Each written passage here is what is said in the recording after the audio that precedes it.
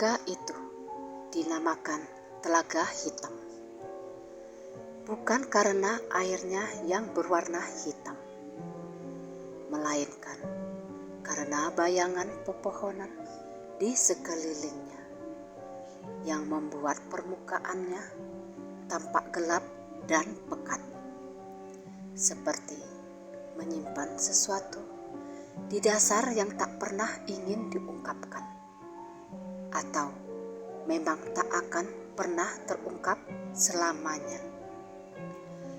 Sesuatu yang gelap dan penuh misteri. Orang-orang desa Sukasari, sebuah desa terpencil yang ada di pinggiran Jawa Tengah, sudah lama menganggap telaga itu angker dan terkutuk. Tak ada yang berani memancing, apalagi mandi-mandi di sana. Bukan karena airnya yang kotor, tetapi karena penunggu di telaga itu, seorang wanita yang meninggal tak wajar, ditemukan membusuk mengapung di tengah air puluhan tahun lalu.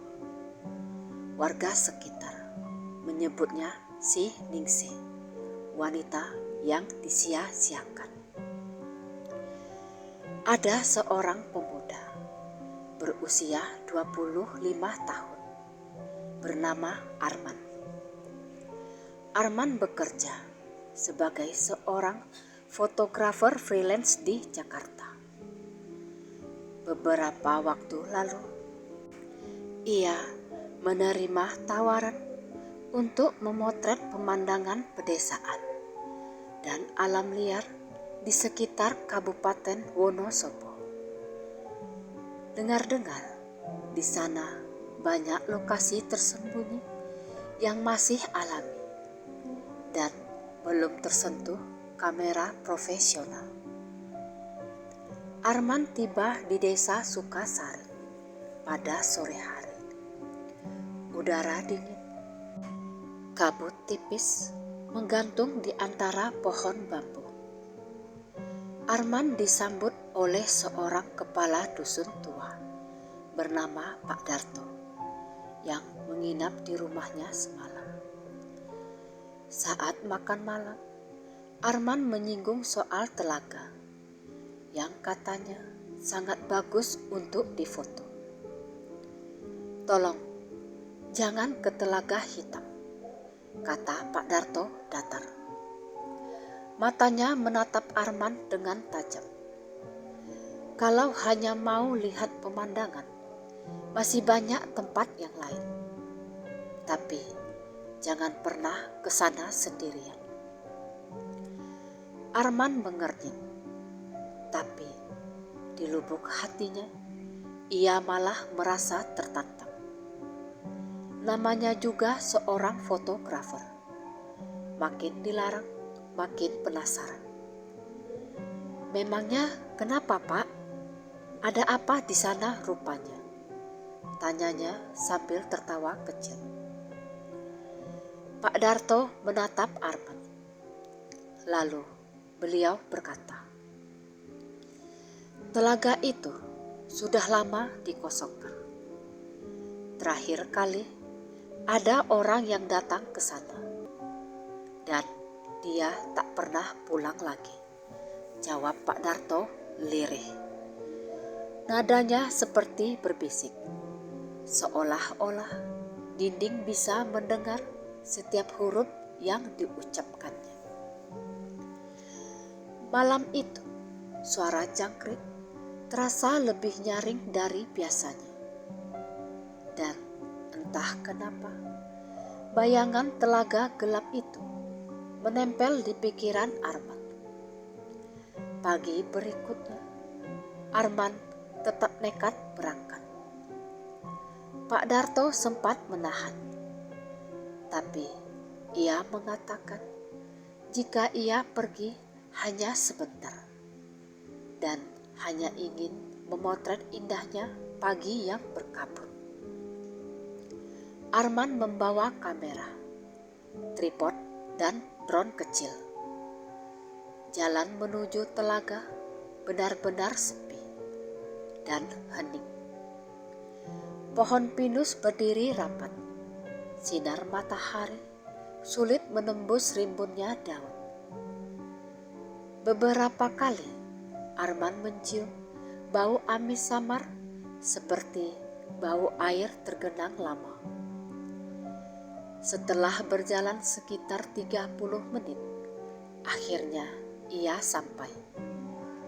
Telaga hitam, permukaannya tenang, bahkan terlalu tenang. Airnya gelap, seperti kaca hitam raksasa yang memantulkan langit murung. Di tepiannya tumbuh semak dan alang-alang tinggi. Tak ada suara burung, hanya ada gemerisik angin yang seperti berbisik. Arman mulai memotret. Kabut tipis di permukaan air menciptakan efek dramatis yang indah.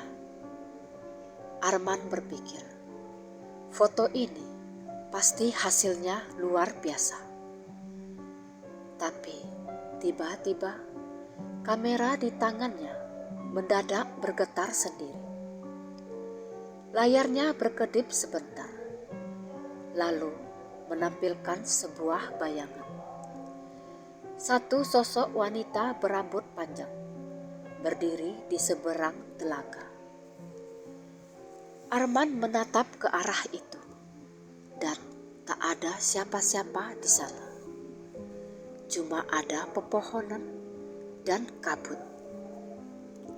Arman tertawa kecil, mencoba menenangkan diri dan berpikir, mungkin itu cuma efek pantulan kamera.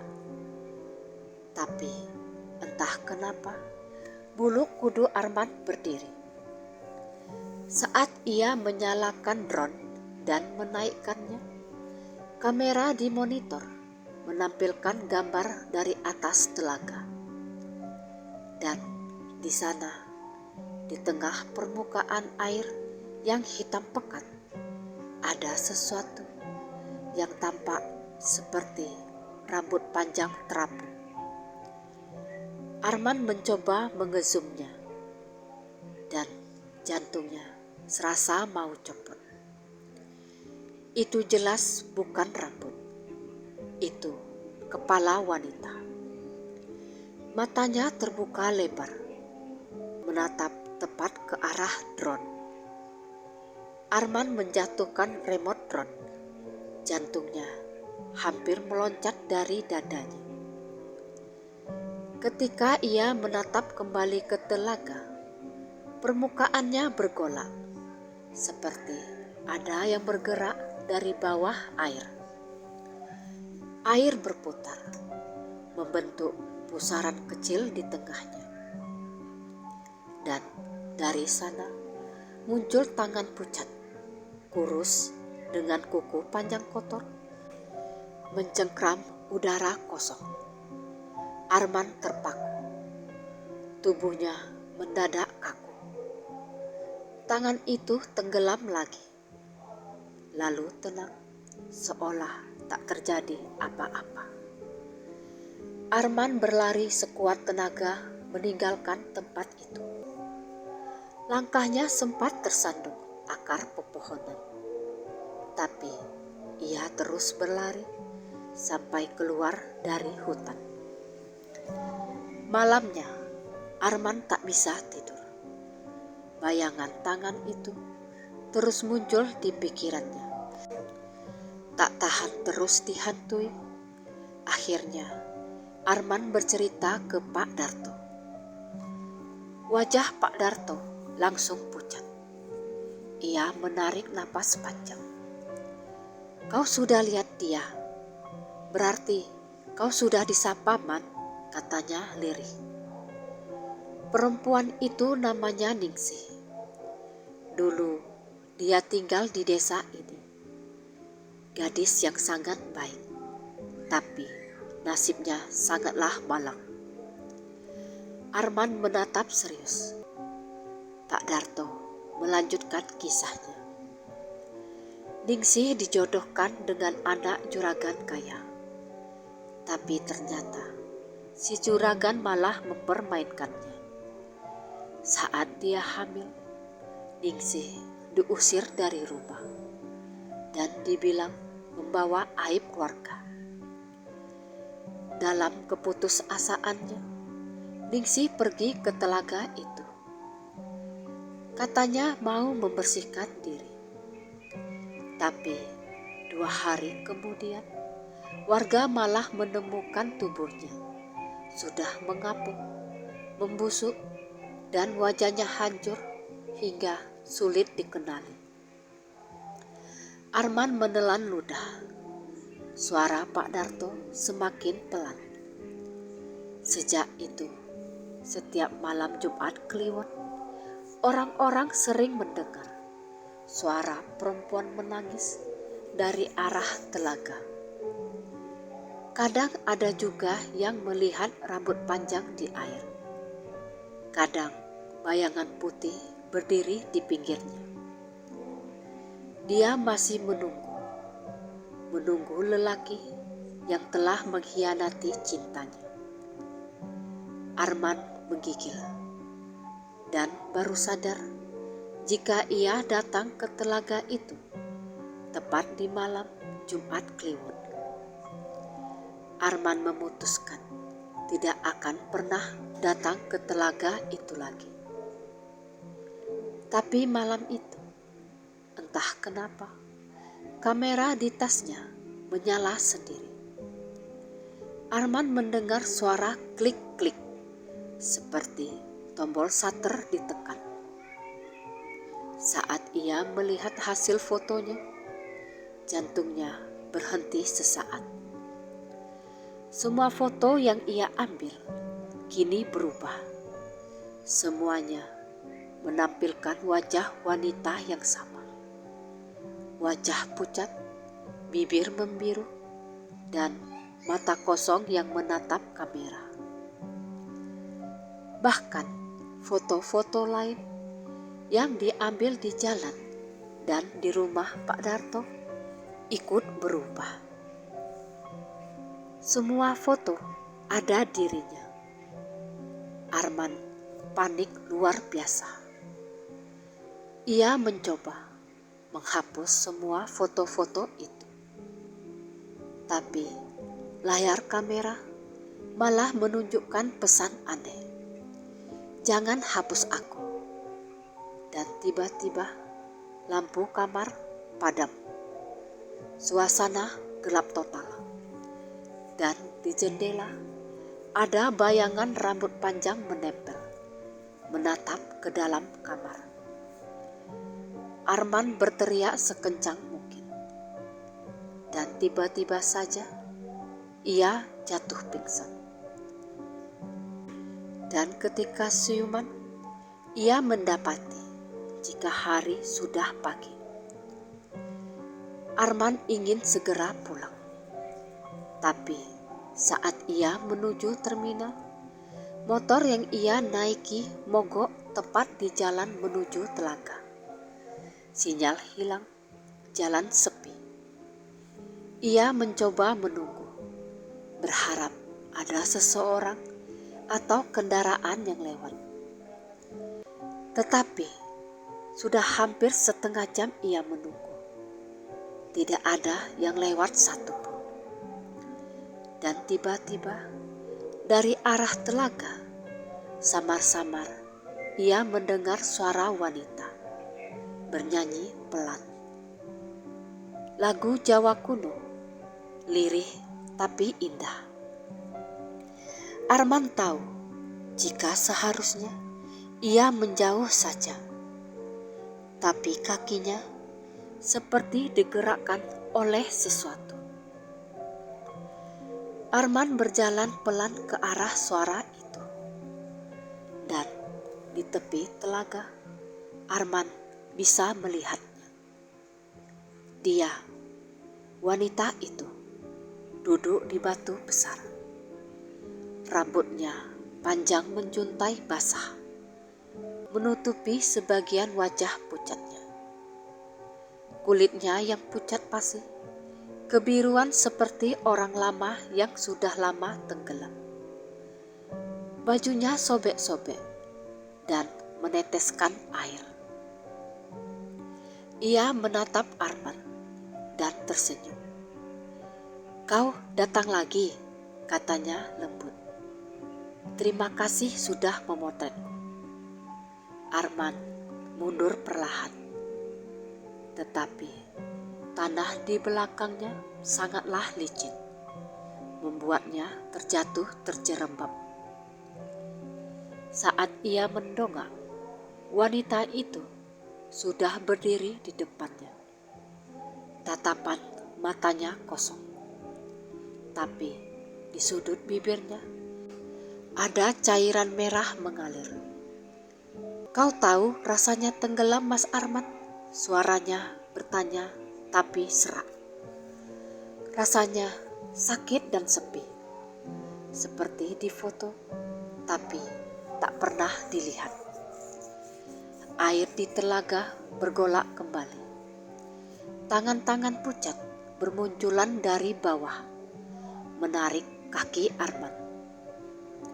Arman berteriak sekencang mungkin, berusaha melepaskan diri, tetapi semakin dilawan, semakin dalam Arman terseret. Sebelum kepalanya tenggelam, Arman melihat wajah si wanita semakin dekat ke wajahnya. Dia membisikkan sesuatu.